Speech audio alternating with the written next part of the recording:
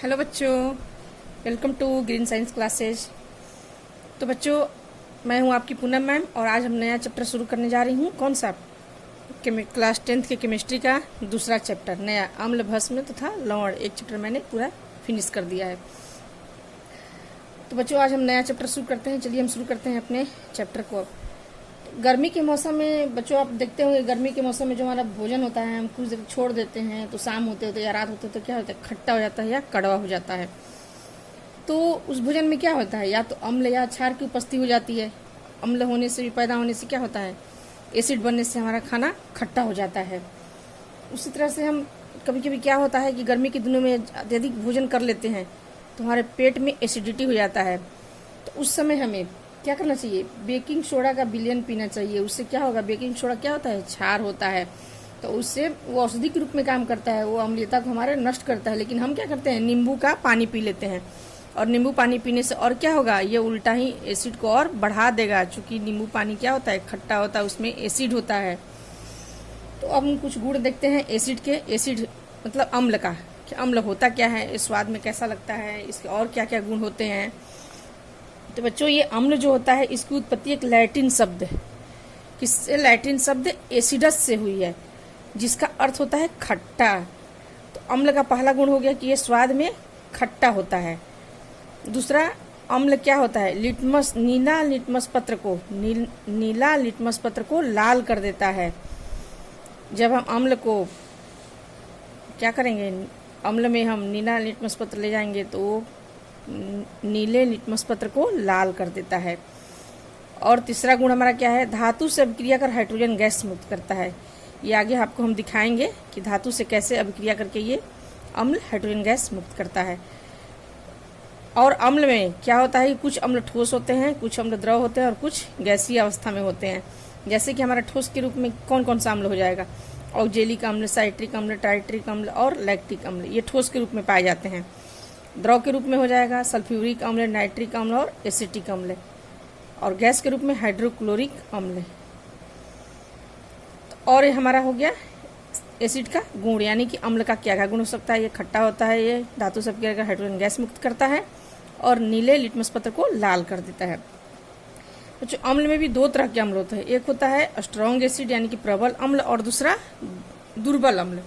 तो प्रबल अम्ल किसे कहते हैं, वे अम्ल जो जल में घुलकर लगभग पूर्णतः आयनित होकर के हाइड्रोजन आयन प्रदान करते हैं, उसे कहते हैं प्रबल अम्ल। हाइड्रोजन आयन प्रदान करते हैं, तो किस तरह से करेंगे कि हाइड्रोजन आयन कैसे समझ में आएगा आपको।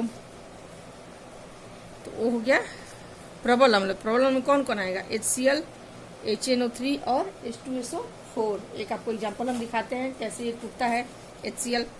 तो HCl देखिए, HCl हो गया ये, HCl क्या हो गया, ये हाइड्रोजन में घुल करके क्या करता है, ये पूर्णतः टूट जाता है। किसमें, H आयन और Cl, यानी कि ये आयन में पूर्णतः ये टूट गया, इसलिए क्या हो गया, ये स्ट्रॉन्ग एसिड हो गया। मान लो HNO3 को देखते हैं, ये भी जल में घुल करके क्या देता है, H आयन और NO3 2-, ये भी हो गया, इस H आयन पूर्णतः टूट गया। अब H2SO4 को देख लेते हैं।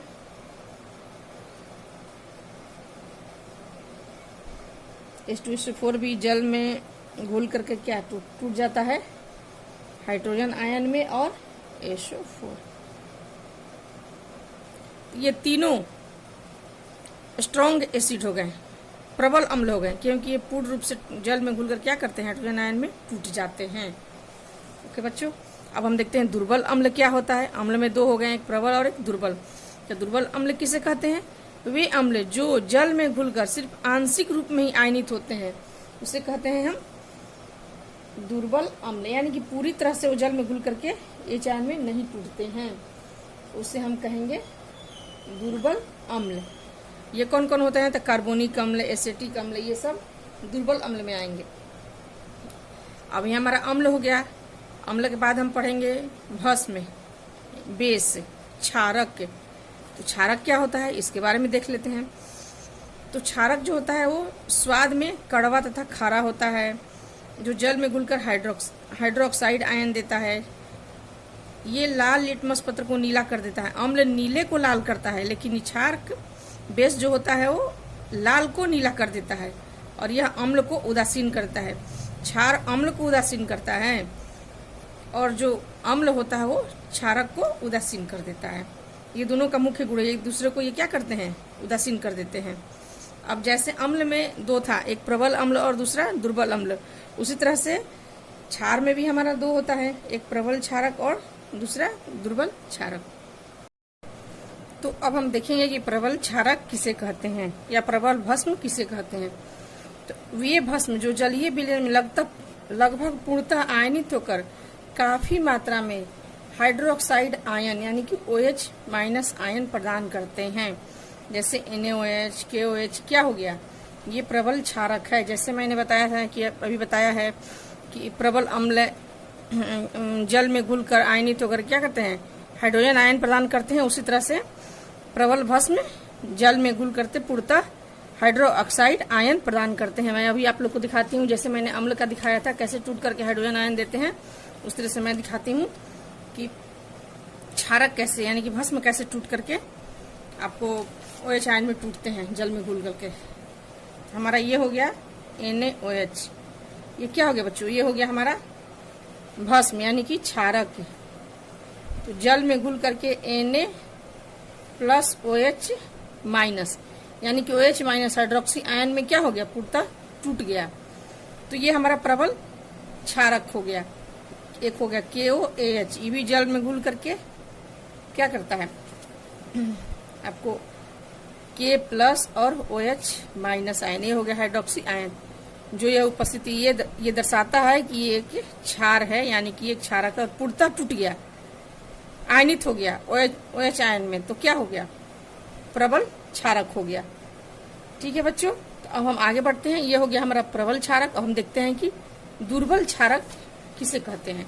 जैसे अम्ल में हो गया दो, तो इसमें भी दो है। तो अब हम दुर्बल क्षारक को देखते हैं किसे कहते हैं, कि दुर्बल भस्म कौन कैसे क्या हुआ। वैसे चयवे भस्म जो जलीय विलयन में अंशतः आयनिक और कम मात्रा में हाइड्रोक्सी आयन प्रदान करते हैं। जैसे अम्ल में हुआ था कि दुर्बल अम्ल क्या है, उसी तरह दुर्बल भस्म। तो इसमें आ गया आपको NH4OH, ammonium hydroxide, calcium hydroxide. ये दोनों आपके दुर्बल भस्म या दुर्बल क्षारक हैं।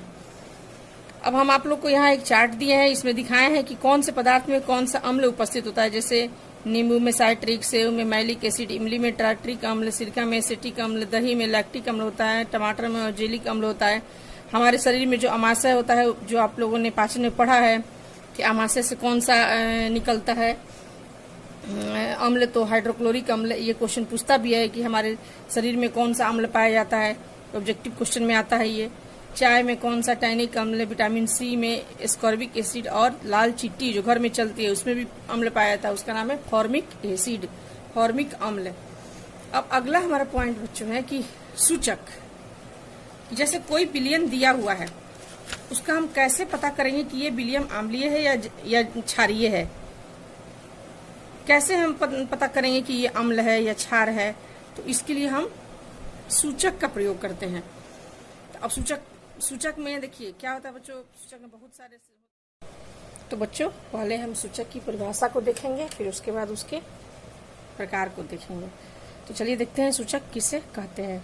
सूचक ऐसे पदार्थ को कहते हैं जो अपने रंग परिवर्तन के द्वारा पदार्थ के अम्लीय या क्षारीय या उदासीन होने की सूचना देते हैं, इसे हम सूचक कहते हैं। अब चलिए इसके सूचक को प्रकार को देख लेते हैं। तो बच्चों हम देखते हैं कि सूचक के प्रकार को देख लेते हैं कि सूचक के प्रकार कितने प्रकार के सूचक होते हैं। तो इसमें तीन होता है बच्चों, एक होता है प्राकृतिक सूचक, दूसरा संश्लेषित सूचक और तीसरा गंधीय सूचक। तो बारी बारी से करके हम तीनों को देखते हैं कि प्राकृतिक सूचक क्या है, इसमें कौन कौन से आते हैं। तो प्राकृतिक सूचक में हमारा आता है पहला लिटमस पत्र, फिर हल्दी, फिर पत्ता गोभी, चुकंदर, पेटूनिया, हाइड्रेंजिया या एवं जेरेनियम की रंगीन पंखुड़ियाँ। लिटमस पत्र बच्चों एक क्वेश्चन यहाँ हमेशा पूछता है कि लिटमस पत्र कौन से पौधे से प्राप्त होता है। इस क्वेश्चन का आप लोग ध्यान रखेंगे, हमेशा ये क्वेश्चन पूछता है ऑब्जेक्टिव में या कंपटीशन के पॉइंट से भी ये क्वेश्चन इम्पोर्टेंट है। तो लिटमस पत्र जो है थैलोफाइटा वर्ग के लाइकेन पौधे से प्राप्त होता है। इस चीज़ को याद रखेंगे आप लोग। ये हमारा प्राकृतिक सूचक में हो गया। दूसरा हमारा हल्दी हो गया। हल्दी का तो आप लोग प्रयोग घर में भी करके देख सकते हैं। जैसे आप हल्दी पाउडर को घोल लीजिए किसी पानी में, अगर उसमें नींबू डालते हैं, नींबू का रस क्या होता है, एसिड होता है, अम्ल होता है, तो कोई प्रभाव नहीं पड़ेगा। लेकिन वही अगर हल्दी के घोल में आप साबुन के घोल को डालिए या डिटर्जेंट के घोल को डालेंगे तो क्या हो गया, लाल हो जाएगा। जैसे आपने कभी कभी देखा होगा कि हल्दी लग जाता है कपड़े पे, तो साबुन सरफ से धोने पर क्या होता है, उसका कलर लाल हो जाता है।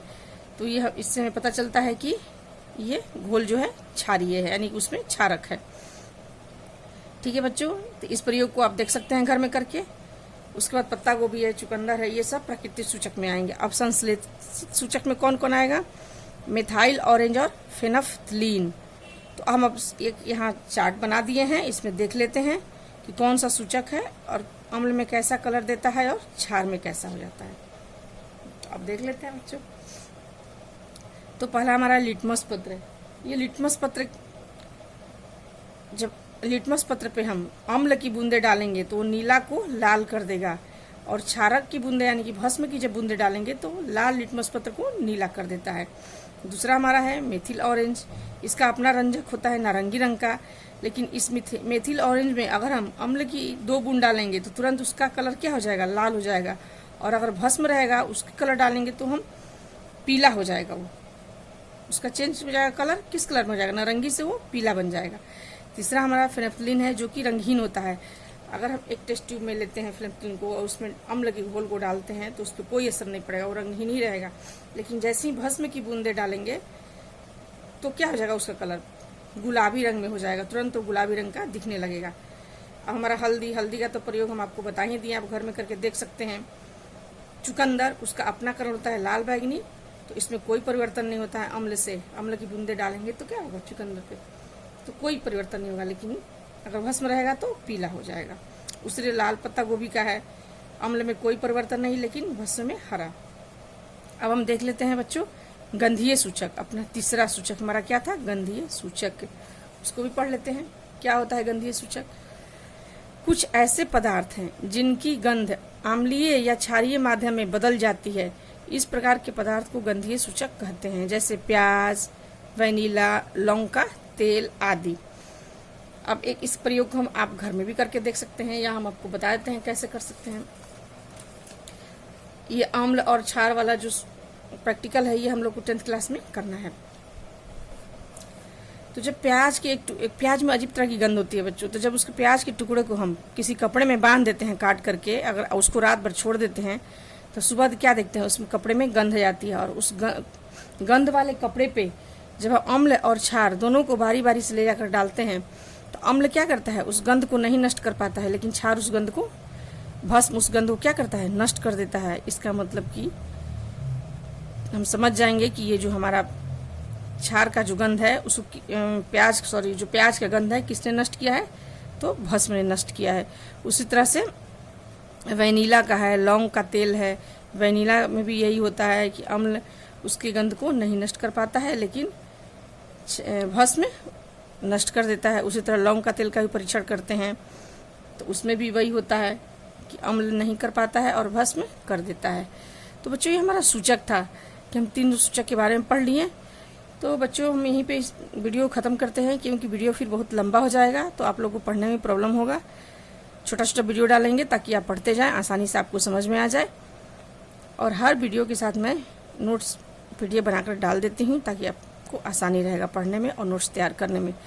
ओके बच्चों, आगे हम पढ़ेंगे इसी का अगला पार्ट कि अम्ल एवं क्षारक यानी कि भस्म धातु के साथ कैसे प्रतिक्रिया करते हैं, क्या बनाते हैं, फिर कार्बोनेट बाइकार्बोनेट से क्या क्रिया करके बनाएंगे। तो बहुत सारी रासायनिक अभिक्रियाएँ इसमें हैं जो हम पढ़ेंगे। उसके बाद हम pH के बारे में जानेंगे, pH क्या होता है, उससे भी अम्ल और क्षार के बारे में पता करेंगे। तो ठीक है बच्चों, ओके, थैंक यू।